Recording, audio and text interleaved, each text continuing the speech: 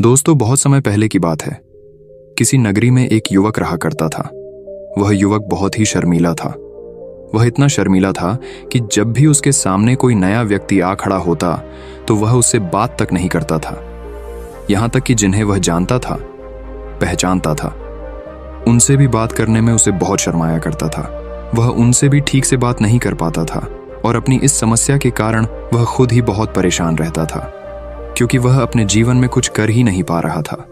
धीरे धीरे समय बीतता गया और समय बीतने के साथ साथ उस युवक की शर्माने की आदत भी बढ़ती चली गई, जिसके कारण वह अत्यधिक निराश रहने लगा, परेशान रहने लगा, चिंतित रहने लगा। उसे यह समझ नहीं आ रहा था कि वह अपनी इस समस्या से किस तरह से छुटकारा पाए। उसके घर वाले भी अब उसकी इस समस्या को लेकर बहुत चिंतित रहने लगे थे। वे सोचते थे, इसका क्या होगा, ये अपने जीवन में कुछ कर पाएगा भी या नहीं। जब भी वह कहीं पर काम के लिए जाता तो लोग उसके इस सीधेपन का फायदा उठाते, उसे परेशान करते। वह कुछ ज्यादा कह नहीं पाता था, जिसके कारण उसे कोई कुछ भी कह देता और वहां से चला जाता है। इन्हीं सब कारणों की वजह से उसका मन कहीं भी किसी भी काम में नहीं लगता। वह हर काम को कुछ ही दिनों में छोड़ दिया करता। उसके मन में बहुत कुछ चल रहा था। उसके मन में विचारों के तूफान उठ रहे थे। वह सबसे बहुत कुछ कहना चाहता था, लेकिन अपनी इस आदत के कारण वह किसी से कुछ नहीं कह पा रहा था। वह अंदर ही अंदर घुटता जा रहा था। सारे विचार, सारी बातें उसके मन में ही दबी पड़ी थीं। लेकिन कभी भी वह किसी से भी अपने मन की बात नहीं बताता था। जब छोटा सा बच्चा था तब उसे लोग बहुत पसंद करते थे। उसकी इस आदत को भी लोग सराहते थे। लेकिन इसी आदत की वजह से जब वह बड़ा हो गया, युवा हो गया, तो इसी आदत के कारण उसे अपना जीवन जीने में भी अत्यधिक परेशानियां उठानी पड़ रही थीं और वह युवक भी अपनी इस गलती के कारण बहुत परेशान रहता। अपनी इस एक आदत से छुटकारा पाना चाहता था। वह चाहता था कि वह लोगों से अपने मन की बात खुलकर कह पाए। जो कुछ करना चाहता है, जो कुछ कहना चाहता है, वह सबसे वह खुलकर कह सके, कर सके। लेकिन जब भी कोई दूसरा उसके सामने आता तो उसकी जुबान मानो खुलती ही नहीं। यहाँ तक कि वह अपने माता पिता के सामने भी ठीक से बात नहीं कर पाता था। केवल उसके कुछ मित्र थे जिनसे वह अपने मन की बात कर पाता था। जब भी वह किसी बात का जवाब देता तो लोग उसकी हंसी उड़ाते थे, उसका मजाक बनाते। लोग कहते हैं कि आज तो तेरे मुंह में भी जबान आ गई है। यह समस्या दिन ब दिन बढ़ती चली जा रही थी और इस समस्या के कारण अब उसके पिता भी अत्यधिक चिंतित रहने लगे थे। वह चाहते थे कि उनका बेटा भी दूसरों के सामने अपने मन की बात रख सके। लेकिन एक दिन जब अपने उस बेटे को दूसरों के सामने शर्मिंदा होता हुआ देख रहे थे, तभी उन्हें बहुत क्रोध आया और वह अपने बेटे को खरी खोटी सुनाने लगे। उन्होंने उसे इतना डांट दिया कि वह युवा लड़का अत्यधिक क्रोधित हो गया और वहां से बिना कुछ कहे वहां से चला गया। शाम हो चुकी थी और अब तक उनका बेटा घर नहीं लौटा था। माता और पिता दोनों बड़े ही चिंतित थे। वे अपने बेटे को वापस घर पर देखना चाहते थे, लेकिन युवा लड़का तो भागते भागते पहाड़ की चोटी पर जा पहुंचा था। वह वहां से नीचे की ओर झांक रहा था और ईश्वर से कह रहा था, हे भगवान, आपने मुझे ऐसा क्यों बनाया? लोग मेरा मजाक उड़ाते हैं, लोग मेरी हंसी उड़ाते हैं। जब मैं इस दुनिया में अपने मन की बात रख ही नहीं सकता, मैं किसी से कुछ कह ही नहीं सकता, तो फिर मैं इस जीवन को जी कर क्या करूंगा? जब भी मैं किसी से कुछ कहने की कोशिश करता हूं तो लोग मेरा मजाक बनाते हैं, मेरी हंसी उड़ाते हैं, यहाँ तक कि वह मुझसे कुछ भी कहकर चले जाते हैं और मैं उनका जवाब नहीं दे पाता। ऐसा जीवन जीकर मुझे क्या मिलेगा? इसलिए मैं तेरे पास आ रहा हूँ। इतना कहकर जैसे ही वह युवक कूदने की तैयारी कर रहा था कि तभी पीछे से आवाज सुनाई पड़ी, बेटा, जान देना तो बहुत आसान है, लेकिन इस जान को तुम वापस नहीं पा सकोगे। जैसे ही ये आवाज उसके कानों में पड़ी, वह पीछे मुड़कर देखने लगा। उसने जैसे ही पीछे मुड़कर देखा, उसने पाया कि एक बौद्ध भिक्षु उसके पीछे खड़े हैं। उन्हें देखकर वह डर सा गया और अपने कदम पीछे खींच लिए और चुपचाप वहां पर खड़ा हो गया। अपनी आदत के कारण वह उनसे कुछ कह नहीं पा रहा था। तभी बौद्ध भिक्षु उस युवक से कहते हैं, बेटा, क्या बात है? आखिर तुम यहां पर क्या कर रहे हो और तुम अपने इस जीवन को क्यों समाप्त करना चाहते हो? ये अनमोल जीवन बहुत कम लोगों को नसीब होता है और तुम्हें यह जीवन व्यर्थ लगता है। इस पर वह युवक कहता है, नहीं नहीं, कुछ नहीं, मैं तो बस यहाँ पर खड़ा होकर देख रहा था। तभी बौद्ध भिक्षु उस युवक से कहते हैं, बेटा, मैं जानता हूं कि तुम यहाँ पर क्या करने आए थे। तुम मुझसे कुछ नहीं छुपा सकते, लेकिन मैं चाहता हूं कि तुम अपनी समस्या मुझसे खुद बताओ, तभी मैं उसका समाधान तुम्हें बता पाऊंगा। यदि तुम चाहते हो कि कोई तुम्हारी मदद करे तो उसके लिए पहले तुम्हें ही आगे बढ़ना होगा। यदि तुम चाहते हो कि मैं तुम्हारी समस्या का समाधान करूं तो तुम्हें मुझे अपनी समस्या बतानी होगी, वरना मैं कुछ नहीं कर सकूंगा। उन बौद्ध भिक्षु की यह बात सुनकर वह युवक कहता है, नहीं नहीं, मैं ठीक हूं, मैं सच कह रहा हूं। उस युवक की यह बात सुनकर बौद्ध भिक्षु उस युवक से कहते हैं, ठीक है बेटा, यदि तुम नहीं चाहते कि मैं तुम्हारी मदद करूं तो कोई बात नहीं, मैं तुम्हारी बात पर विश्वास कर लेता हूं। लेकिन तुम्हें भी मेरी एक बात पर विश्वास करना चाहिए कि मैं तुम्हारी मदद के लिए ही यहाँ पर आया हूँ। तुम चाहो तो तुम अपनी समस्या मुझे बता सकते हो और मैं तुम्हारी इस समस्या का समाधान भी अवश्य करूंगा। इसका जवाब देते हुए युवक उन बौद्ध भिक्षु से कहता है, नहीं नहीं, मैं ठीक हूँ, आप जाइए। इस पर वह बौद्ध भिक्षु उस युवक से कहते हैं, ठीक है बेटा, यदि तुम चाहते हो कि मैं यहाँ से चला जाऊं तो मैं यहाँ से चला जाता हूँ, लेकिन मेरी एक बात याद रखना, मेरे जाने के बाद मैं तुम्हारी कोई मदद नहीं कर पाऊंगा और हो सकता है कि तुम्हारी मदद के लिए कोई और आगे भी ना आए। इतना कहकर बौद्ध भिक्षु पीछे की ओर मुड़े और अपने मार्ग में आगे बढ़ने लगे। वो युवक वहीं पर खड़ा होकर ये सब देख रहा था। जैसे ही वह कुछ दूर पहुंचे तभी उस युवक ने जोर से आवाज लगाई, गुरुदेव, मेरी समस्या बहुत बड़ी है, क्या आप उसका समाधान कर सकेंगे? क्या आप मुझे उसका समाधान दे सकेंगे? यह सुनकर बौद्ध भिक्षु वहीं पर खड़े हो गए और पीछे मुड़कर उन्होंने उस युवक की बात का जवाब देते हुए कहा, बेटा, इस दुनिया में कोई भी ऐसी समस्या नहीं है जिसका कोई समाधान ना हो। यदि तुम मुझे अपनी समस्या बताओगे तो मैं उसका समाधान अवश्य करूंगा। तभी वह युवक उन बौद्ध भिक्षु से अपनी समस्या बताते हुए कहता है, गुरुवर, मेरी एक बहुत बड़ी समस्या है कि मैं शर्मिला हूं, जिसके कारण मैं किसी से कोई बात नहीं कर पाता। यहां तक कि मैं अपने मन की बात भी किसी को नहीं बता पाता। जब भी मैं किसी से बात करने की कोशिश करता हूं तो लोग मेरा मजाक उड़ाते हैं, मेरी हंसी उड़ाते हैं। जब भी मुझे कोई खरी खोटी सुनाता है, उलटी सीधी बातें करता है, तो मैं उनका जवाब नहीं दे पाता। मैं लोगों की तरह चालाक बनना चाहता हूं, लोगों की तरह बातों का जवाब देना चाहता हूं, अपने मन की बात करना चाहता हूं। मैं इस दुनिया के साथ कदम से कदम मिलाकर आगे बढ़ना चाहता हूं। क्या इसका कोई समाधान है? उन बौद्ध भिक्षु ने उस युवक की सारी बातें ध्यानपूर्वक सुनी और फिर जवाब देते हुए कहते हैं, बेटा, जरूरत से ज्यादा शर्मीला होना, इसका अर्थ यह है कि तुम्हारे अंदर कोई डर है जिसे तुम पहचान नहीं पा रहे हो, जिसका कारण उसका समाधान करने में भी असमर्थ है। शर्म करना अलग बात है और डरना अलग। जब हमारे भीतर डर होता है तब हम कहीं भी किसी से भी कोई भी बात नहीं कर सकते। हमें चारों तरफ केवल डर ही नजर आता है और हम हर जगह से डरते ही रहते हैं। लेकिन इसे शर्माना नहीं कहते। शर्म तो बस एक हद तक तुम्हें चुप रख सकता है। फिर वह बौद्ध भिक्षु उस युवक से कहते हैं, बेटा, तुम सबसे अधिक किससे शर्माते हो? युवक इसका जवाब देते हुए कहता है, गुरुवर, मुझे अपने पिता से बात करने में बहुत शर्म आती है। मैं उनके सामने कुछ बोल ही नहीं पाता। तभी वह बौद्ध भिक्षु उस युवक से कहते हैं, अच्छा, तो ये बताओ, जब तुम अपने पिता से बात कर रहे होते हो या फिर बात करने का प्रयास करते हो तो तुम्हारे मन में कैसे ख्याल आते हैं? युवक इसका जवाब देते हुए कहता है, गुरुवर, जब भी मैं अपने पिता से बात करने का प्रयास करता हूं तो मुझे ऐसा लगता है कि मानो मेरे पिता अभी मुझे डांट देंगे, मुझ पर क्रोध करेंगे, मुझसे नाराज हो जाएंगे और कहीं ना कहीं मुझे यह भी लगता है कि मैं कुछ गलत बात ही करूंगा। यहाँ तक कि मेरे मन में ऐसे भी ख्याल आते हैं कि शायद मेरे पिता मुझसे प्यार ही नहीं करते। परंतु गुरुवर, आप कहते हैं कि शर्म अलग है और डरना अलग बात है, तो क्या कोई ऐसा उपाय है जिससे मुझे डर ही ना हो? क्या कोई ऐसा रास्ता है जिससे मेरे अंदर का ये डर पूरी तरह से समाप्त हो जाए? कृपा करके मुझे इस समस्या का समाधान बताइए। मुझे अपने इस डर से बाहर निकलना है। मुझे लोगों की तरह अपने इस जीवन को खुलकर जीना है। उस युवक की यह सारी बातें सुनकर बौद्ध भिक्षु उस युवक से कहते हैं, जाओ और अपने पिता से कहो कि मुझे कुछ काम करना है और उसके लिए मुझे आपसे कुछ धन चाहिए। यदि तुम उनसे धन मांगने में कामयाब हो गए तो मैं तुम्हें तुम्हारी समस्या का समाधान अवश्य बताऊंगा। वह युवक काफी घबरा गया। उसने उन गुरुवर से कहा, हे गुरुवर, मुझे यह कार्य न दीजिए। मैं उनसे कुछ नहीं कह पाता।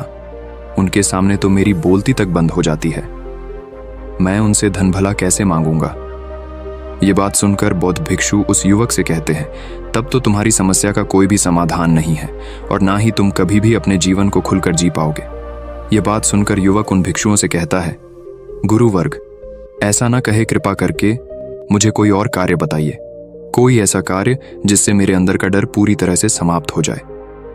कोई ऐसा समाधान बताइए।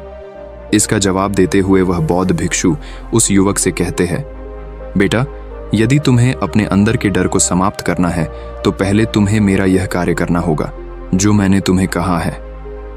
वह युवक घबराकर काफी देर सोच विचार करने के बाद पुन गुरुवर से कहता है, ठीक है, यदि आप चाहते हैं कि मैं इस कार्य को करूं तो मैं इसे करने का पूरा प्रयास करूंगा। इतना कहकर वह युवक अपने घर लौट जाता है। उसे देखकर उसके माता पिता बहुत खुश हो जाते हैं और वह युवक अपने पिता से डरते डरते कहता है, पिताजी, मुझे आपसे कुछ बात कहनी है। इस पर उसके पिता कहते हैं, बोलो क्या बात है। युवक आगे कहता है, पिताजी, मैं कुछ काम करना चाहता हूं और उसके लिए मुझे आपसे कुछ धन चाहिए। क्या आप मुझे कुछ धन दे सकते हैं? इतना सुनकर उस युवक के पिता ने उसकी ओर ध्यान से देखा। काफी देर देखने के बाद वह खुशी से झूम उठे और तुरंत ही उन्होंने कुछ धन अपने पुत्र के हाथों पर रख दिया और कहने लगे, बेटा, इतना धन काफी है कि तुम्हें और चाहिए। इसके जवाब में वह युवक अपने पिता से कहता है, नहीं नहीं पिताजी, इतना काफी है, मैं इतने से काम चला लूंगा। वह युवक को उस धन को लेकर तुरंत दौड़ा दौड़ा उन बौद्ध भिक्षु के पास लौटा और जो धन उसने अपने हाथों में ले रखा था उसे दिखाते हुए वह कहता है, गुरुवर, जैसा आपने कहा था मैं धन लेकर आपके पास आ चुका हूं। मैंने अपने पिता से धन मांग लिया है। अब मुझे आप मेरी समस्या का समाधान बताओ। तभी बौद्ध भिक्षु उस युवक से कहते हैं, अरे इतनी जल्दी क्या है, अभी तो तुम्हें मेरे लिए एक और काम करना है, तभी मैं तुम्हें तुम्हारी समस्या का समाधान अवश्य बताऊंगा। और यदि तुम मेरे लिए इस कार्य को पूरा नहीं कर सके तो मैं तुम्हें कभी भी तुम्हारी समस्या का समाधान नहीं बताने वाला। तभी वह युवक उन बौद्ध भिक्षुओं से कहता है, हे गुरुवर, अभी तो मैंने आपके लिए एक काम किया है, अभी आप मुझे एक और काम करने के लिए कह रहे हैं। तभी बौद्ध भिक्षु उस युवक से कहते हैं, हाँ, तुम्हें मेरे लिए एक और काम करना ही होगा। वह युवक एक बार फिर से काफी देर सोच विचार कर उन बौद्ध भिक्षु से कहता है, अच्छा ठीक है, बताइए अब मुझे क्या करना है। इसके जवाब में बौद्ध भिक्षु उस युवक से कहते हैं, जाओ और यह धन जो तुमने अपने पिता से मांग कर लाया है, इस धन को वापस अपने पिता को लौटा दो और साथ साथ ये भी कहना कि पिताजी, मैं अभी काम नहीं करना चाहता हूं, लेकिन जब समय आएगा तो मैं आपसे यह धन वापस ले लूंगा और उससे अपना काम पूरा करूंगा। यह बात सुनकर युवक एक बार फिर से ऊपर से नीचे तक पूरी तरह से कांप गया और कहने लगा, गुरुवर, आप मुझे कोई और काम सौंप दीजिए, मैं उसे जरूर करूंगा। लेकिन अब यदि मैं धन लेकर उनके पास वापस गया तो वह क्या सोचेंगे मेरे बारे में? मैं तो शर्मिंदा हो जाऊंगा उनके सामने। इसलिए गुरुवर, कृपया करके मुझे कोई और काम दे। तभी बौद्ध भिक्षु उस युवक से कहते हैं, बेटा, जो काम मैंने तुम्हें सौंपा है तुम्हें उसी कार्य को पूरा करना होगा, अन्यथा तुम्हारी समस्या का समाधान मैं तुम्हें नहीं बताने वाला। काफी देर सोच विचार करने के बाद वह उन बौद्ध भिक्षु से कहता है, ठीक है गुरुवर, मैं वापस जाता हूं और ये धन लौटाकर मैं अब भी आता। वह तुरंत दौड़ा अपने पिता के पास वापस लौटा और उसने अपने पिता से कहा, पिताजी, मैं यह धन अभी नहीं लेना चाहता, अभी ये धन आप मुझसे वापस ले लीजिए। जब मुझे कोई काम पड़ेगा तो मैं आपसे ये धन वापस ले लूंगा। उसके पिता ने उस युवक की तरफ घूर घूर कर काफी देर तक देखा और फिर मुस्कुराते हुए कहने लगे, बेटा, मैं समझता हूं कि किसी भी काम को शुरू करने से पहले हमें उसके बारे में जानकारी इकट्ठा करनी चाहिए। उसके बारे में समझना जरूरी है। कब, क्या, कैसे और कब तक करना है, इसके बारे में भी हमें जानकारी लेनी जरूरी है। कोई भी काम ऐसे ही नहीं शुरू किया जा सकता, उसमें हम नहीं होंगे या फिर नहीं, इसका भी अनुमान हमें लगाना पड़ता है। और जब हम इन सभी के बारे में सही जानकारी प्राप्त कर लेते हैं तभी हमें धन लगाना चाहिए। मुझे बहुत खुशी है कि तुमने ये सही निर्णय लिया है। जब तुम्हें यह समझ में आ जाए कि जो कार्य तुम करने जा रहे हो वह तुम्हारे लिए उचित है, तब तुम चाहो तो मैं तुम्हें यह धन वापस लौटा दूंगा। युवक अपने पिता से यह सारी बातें सुनकर मन ही मन बहुत प्रसन्न था। उसने ये तो उम्मीद तक नहीं की थी कि उसके पिता हंसकर उसे इस तरह से सारी बातें समझाएंगे। वह मन ही मन ये सोच ही रहा था कि तभी उसके पिताजी उसके और करीब आए और अपनी उस युवा बेटे को गले से लगा लिया। जैसे ही उसके पिता ने उस युवक को गले से लगाया, उसको बहुत अच्छा महसूस हुआ। उसका आत्मविश्वास, उसका हौसला और बढ़ता गया। उसके बाद युवक वापस पुन गुरुवर के पास लौटा और कहने लगा, गुरुवर, जैसा आपने कहा था मैंने बिल्कुल वैसा ही किया है। मैंने धन अपने पिता को वापस कर दिया है। अब तो कृपया करके मुझे मेरी समस्या का समाधान बता दीजिए। तभी बौद्ध भिक्षु उस युवक की तरफ देखकर मुस्कुराते हैं और इस युवक से कहते हैं, बेटा इतनी जल्दी क्या है, अभी तो तुम्हें मेरे लिए एक और काम करना ही पड़ेगा। वह युवक कहता है, महाराज, आप आखिर मुझसे बार बार इस तरह से काम क्यों करवा रहे हैं? क्या आपके पास मेरी समस्या का कोई समाधान नहीं है? कहीं आप मुझे बेवकूफ तो नहीं बना रहे? जिस तरह से लोग मुझे बेवकूफ बनाते हैं, क्या आप भी मेरे साथ वही तो नहीं कर रहे? आपने कहा जाओ अपने पिता से पैसे मांग कर लाओ, मैंने पैसे मांग कर लाए आपने, फिर कहा जाओ ये पैसे अपने पिता को लौटा कर आओ, मैंने आपके कहे अनुसार बिल्कुल वैसा ही किया। और अब आप कह रहे हैं कि मैं आपके लिए एक और काम करूं? नहीं, ये मुझसे नहीं होगा। तभी बौद्ध भिक्षु उस युवक की तरफ देखकर मुस्कुराते हैं और कहते हैं, बेटा बस ये आखिरी काम है और यह बहुत सरल भी है। तुम जैसे ही इस कार्य को पूरा करोगे, मैं तुम्हें वचन देता हूं कि मैं तुम्हारी समस्या का समाधान तुम्हें अवश्य बताऊंगा। इस पर वह युवक फिर से एक बार सोच विचार करता है और उन बौद्ध भिक्षु से कहता है, ठीक है, लेकिन ये आखिरी काम जो मैं आपके लिए करूंगा, बताइए मुझे क्या करना है। तभी बौद्ध भिक्षु एक मूर्ति निकालकर उस युवक के हाथ में थमा देते हैं। वह मूर्ति देखने में बहुत ही साधारण सी थी, लेकिन वह बौद्ध भिक्षु उस युवक से कहते हैं, बेटा तुम्हें इसे बाजार में ले जाना है, इसे बेचना है और इसके बदले में तुम्हें 100 सोने के सिक्के लेकर आने हैं। जब तुम यह करने में सफल हो जाओगे, तभी मैं तुम्हें तुम्हारी समस्या का समाधान तुम्हें बता पाऊंगा। वह युवक उस मूर्ति को अपने हाथ में लेकर बड़े ही गौर से देखता है और उन बौद्ध भिक्षुओं से कहता है, हे गुरुवर, ये तो बड़ी ही साधारण सी मूर्ति लग रही है, मानो मिट्टी की बनाई गई। इसके लिए भला 100 सोने के सिक्के मुझे कौन देगा? कहीं आपका माथा फिर तो नहीं गया है? इसके 1 या 2 सोने के सिक्के मिल जाए, वही बहुत है, लेकिन इसके लिए 100 सोने के सिक्के कोई नहीं देगा। तभी बौद्ध भिक्षु उस युवक से कहते हैं, बेटा मैंने जो तुम्हें काम सौंपा है, यदि तुम उसे पूरा करोगे तभी तुम्हें तुम्हारी समस्या का समाधान मिल पाएगा, अन्यथा तुम चाहो तो अपने घर लौट सकते हो, फिर से वही अपने पुराने जीवन में जहां लोग तुम्हारा मजाक बनाते हैं, लोग तुम्हें डराते हैं, सताते। मैं तुम्हें यहाँ अपने डर को निकालने में तुम्हारी मदद कर रहा हूँ। तुम मेरे यहाँ काम करके अपने डर को धीरे धीरे भगा पाओगे। मेरे इस काम को पूरा कर दो, तुम्हें सब समझ आ जाएगा। वह युवक उन बौद्ध भिक्षुओं की बात सुनकर मन ही मन ये विचार करता है कि मुझे तो मेरी समस्या का समाधान किसी भी हालत में चाहिए, जिस कारण वह उस मूर्ति को उठाकर बाजार की ओर चल पड़ता है। बाजार पहुंचकर वो एक जगह चुपचाप उस मूर्ति को लेकर खड़ा हो जाता है और इंतजार करने लगता है कि कोई आएगा और उसे उस मूर्ति के बारे में पूछेगा, और तब वह उस मूर्ति के लिए 100 सोने के सिक्के की मांग करेगा। देखते ही देखते काफी समय बीत गया, लेकिन अभी तक उसके पास कोई भी व्यक्ति नहीं आया था। उसने आसपास देखा तो लोग चिल्ला चिल्ला कर अपने सामानों को बेच रहे थे, जोर जोर से आवाज लगा रहे थे। उसने भी सोचा, यदि मुझे अपनी इस मूर्ति को बेचना है तो मुझे भी जोर जोर से आवाज लगानी होगी। उस युवक ने चिल्लाना शुरू किया, लेकिन वह इतनी जोर से नहीं चिल्ला रहा था, उसकी आवाज उसे खुद तक सुनाई नहीं पड़ रही थी। तो भला उसकी आवाज को दूसरे कैसे सुनते, जिस कारण उसे कोई भी व्यक्ति खरीदने के लिए तैयार नहीं था। धीरे धीरे शाम का समय हो चुका था और उस व्यक्ति को यह डर था कि कहीं वह बौद्ध भिक्षु वहां से कहीं चला ना जाए, अन्यथा उसे उसकी समस्या का समाधान कौन देगा। ये सोचकर उसने जोर जोर से आवाज लगानी शुरू की कि 100 सोने के सिक्के में यह मूर्ति ले लो। उसकी आवाज सुनकर लोग उसके पास आने लगे और उससे यह सवाल करने लगे, इस मूर्ति में ऐसा क्या है जो तुम इसके लिए 100 सोने के सिक्कों की मांग रहे हो? इसके अंदर ऐसा कुछ तो खास होगा ही। युवक काफी देर सोच विचार कर उस युवक से कहता है, नहीं नहीं, मुझे कुछ नहीं पता, मैं तो बस ये मूर्ति यहां पर बेचने आया हूं। तभी उसमें से एक युवक उस युवक से कहता है, अगर ऐसी बात है तो इस मूर्ति को कोई नहीं खरीदने वाला। आखिर इस मूर्ति में ऐसा क्या खास है जिसके लिए तुम सोने के सिक्के की मांग कर रहे हो? ये तो तुम्हें बताना ही पड़ेगा।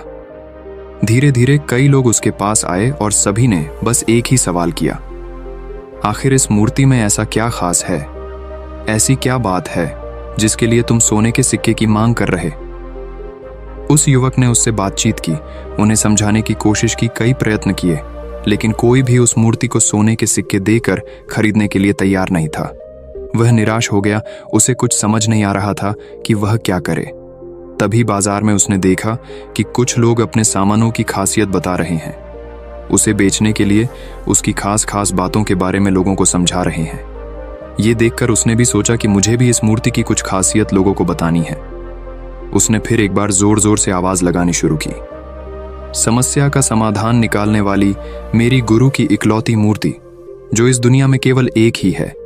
जिसके पास भी यह मूर्ति होगी उसके घर में कोई समस्या नहीं होगी। यह मूर्ति उस समस्या का समाधान तुम्हें अवश्य बताएगी। ये सुनकर लोग उसके पास पहुंचने लगे और उसे ये सवाल करने लगे, क्या सच में ये मूर्ति जिसके पास होगी उसके पास कोई समस्या नहीं होगी? क्या सच में ये सभी समस्याओं का समाधान करती है? उसका जवाब देते हुए युवक कहता है, हाँ, सभी समस्याओं का समाधान कर देती है। यदि आप इस मूर्ति को ले जाते हैं, आपके घर में कोई भी समस्या होगी तो उसका समाधान यह आपको अवश्य बताएगी। चाहे कोई भी समस्या हो, कैसी भी समस्या हो, कैसी भी परिस्थिति हो, आपको इसका समाधान अवश्य मिलेगा। इतना सुनने के बाद अब वही एक मूर्ति सबको चाहिए थी, उस मूर्ति के दाम लगाने लगे। कोई उसे 200 सोने के सिक्के, तो कोई 400, कोई 6, 7, तो कोई 1000 सोने के सिक्के देने के लिए तैयार था। उस मूर्ति की कीमत लगातार बढ़ती जा रही थी। जैसे जैसे लोगों को पता चलता जा रहा था कि ये मूर्ति लोगों की समस्या का समाधान करती है, लोग उसे किसी भी कीमत पर खरीदने के लिए तैयार हो गए थे। अब वह युवक भी आत्मविश्वास के साथ और जोर से चिल्ला रहा था, लोगों को उस मूर्ति के बारे में समझा रहा था, बता रहा था। अब उसके मन में कोई डर नहीं था। वह लोगों को उस मूर्ति के बारे में पूरे आत्मविश्वास के साथ बिना घबराए उस मूर्ति की खासियत बताने में लगा हुआ था, जिसके कारण लोग उस पर भरोसा कर रहे थे और वह भरोसा लोगों की नजरों में नजर भी आ रहा था। जैसे जैसे अंधेरा होता गया, लेकिन लोगों की भीड़ मानो कम होने का नाम ही नहीं ले रही थी। लोग उस मूर्ति को खरीदना चाहते थे। उस युवक ने जोर से आवाज लगाई कि मुझे क्षमा करे, यह मेरे गुरु की मूर्ति है और मैं इसे बेचना नहीं चाहता। इतना कहकर वह युवक उस मूर्ति को लेकर वापस खाली हाथ लौट आया और उन गुरुवर के पास पहुंचा और उन गुरुवार से कहने लगा, हे गुरुदेव, आपका बहुत बहुत धन्यवाद। इस मूर्ति ने मेरी समस्या का समाधान कर दिया। मुझे समझ में आ गया कि मेरी क्या समस्या थी। हालांकि मैं इसे बेचकर सोने के सिक्के तो आपके लिए नहीं ला पाया, लेकिन मुझे मेरी समस्या का समाधान अवश्य मिल गया। आपका बहुत बहुत धन्यवाद। इस बात को सुनकर बौद्ध भिक्षु उस युवक से कहते हैं, बेटा, मैंने तुम्हारी समस्या का समाधान नहीं किया है, तुमने तो खुद ही अपनी समस्या का समाधान किया। अपनी समस्या तुमने खुद ही सुलझा ली है। तुम्हारे मन में हजारों सवाल थे, मैं ये करूंगा तो लोग मेरे बारे में क्या सोचेंगे, यदि मैं अपना मुंह खोलूंगा तो लोग मेरे पर हंसेंगे, यदि मैंने मुंह खोला तो मैं कुछ गलत ही करूंगा। ऐसे कई सारे विचार तुम्हारे मन में थे, ऐसे कई सारे डर तुमने अपने मन में पाल रखे थे। लेकिन जब इस मूर्ति के बेचने के दौरान तुमने उन हजारों लोगों का सामना किया, उनके सामने खुलकर अपनी बात रखी, उनके सामने खुलकर वह कहा जो तुम्हें कहना था, तो तुम्हारे मन का डर खुद खुद समाप्त हो गया। जिसे तुम शर्मा ना कहते थे, वो अपने आप ही तुम्हारे भीतर से कहीं गायब हो गया। युवक अपने गुरु की यह बात सुनकर अपने गुरुवार से कहता है, गुरुवर, आप सही कहते हैं। आपने आज मेरे मन में वो विश्वास जगा दिया है जिसे मैं अब अपने जीवन में कुछ भी हासिल कर सकता हूं। आपका बहुत बहुत धन्यवाद। डर को धीरे धीरे खत्म करने से ना ही आपको शर्म आएगी और ना ही डर लगेगा, और जब आपके भीतर का डर हमेशा के लिए समाप्त हो जाएगा तो आप अपने जीवन में जो भी कुछ करना चाहते हैं, जो भी कुछ पाना चाहते हैं, उसका रास्ता आपके लिए पूरी तरह से साफ हो जाएगा और आप अपने मार्ग पर तेजी से आगे की ओर बढ़ने में सक्षम भी हो जाएंगे। इसलिए लोग क्या कहते हैं, क्या कहेंगे, ये सब छोड़ दीजिए और खुद पर विश्वास कीजिए, क्योंकि आप ही हैं जो अपने इस डर का सामना कर सकते हैं। दोस्तों, सच्ची श्रद्धा से कमेंट में नमो बुद्धाय जरूर लिखिएगा। इस वीडियो को लाइक करें तथा अपने दोस्तों के साथ शेयर करें और हमें सब्सक्राइब करना ना भूलें। और हाँ, इस वीडियो से कोई भी सवाल है तो आप कमेंट में पूछ सकते हैं। अगर कोई नहीं है तो आप कमेंट में नमो बुद्धाय लिखना ना भूलें, क्योंकि आपकी कमेंट से हमें वीडियो बनाने का मोटिवेशन मिलता है। धन्यवाद।